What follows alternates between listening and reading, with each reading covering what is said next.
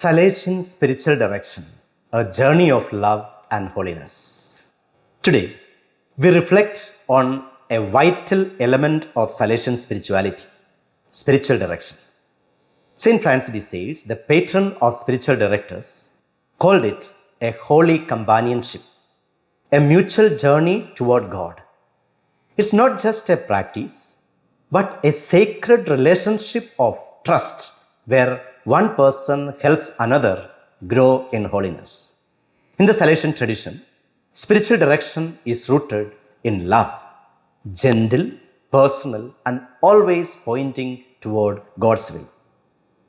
The first point, a historical turning point.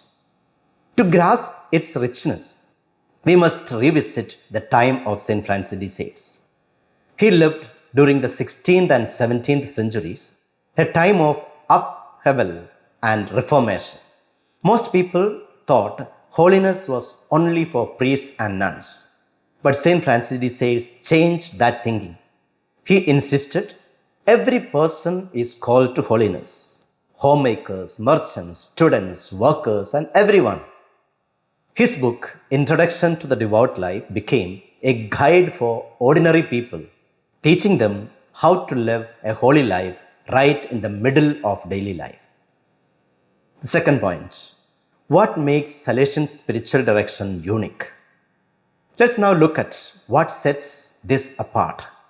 First of all, love at the center. Do all through love, nothing through constraint. That's not just a quote, it's the heartbeat of Salesian spirituality. Spiritual direction must be gentle, patient, and guided by love. Secondly, holiness is for everyone. No matter your role in life, you are called to be holy. A mother with children, a student at school, a person at work, holiness is possible in all these roles. Thirdly, a personal God. Salesian direction helps us discover God in our everyday moments, in family life, at work, in joys and struggles. It deepens our friendship with God. Fourth, tailored to the individual. St. Francis de Sales didn't give one-size-fits-all advice. He carefully adapted his direction to each person's temperament, situation, and calling. Fifth, God in the present moment. He urged people to live in the present moment and trust that God is active here and now. We don't need extraordinary experiences to find Him. He is in our daily duties. Sixth, the little virtues. Salesian spirituality celebrates small, consistent virtues like gentleness, humility, patience, simplicity, and so on. These are the true building blocks of holiness. 7. The direction of intention. Before doing anything, whether washing dishes or preparing for prayer, we align our intentions with God's will. Lord, I do this for you. 8. Respect for freedom. He never forced. He respected people's freedom, offering gentle guidance, not control. His advice empowered rather than burdened. The third point for our reflection today, the role and qualities of the spiritual director.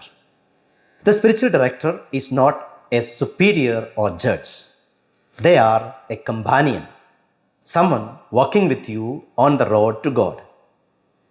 A good director must be empathetic and compassionate, able to listen without judgment, wise and discerning, able to read the signs of the Spirit, humble and gentle, speaking truth with love and patience, prayerful, grounded in God, always seeking His wisdom, available and trustworthy, someone you can turn to regularly, knowledgeable, especially in the teachings of St. Francis de Sales, confidential. Trust is sacred in this relationship. The fourth point for our reflection today, methods and tools for growth. St. Francis de Sales offered many practical ways to grow spiritually through direction. These remain relevant today. First of all, prayer, the foundation. He encouraged both structured prayers and informal heart to heart talks with God. Secondly, meditation and reflection. Daily reflection on scripture and life experiences helps discern God's voice and grow in awareness.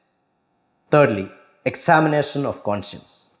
This regular review helps us understand ourselves better and invites God to heal what needs changing.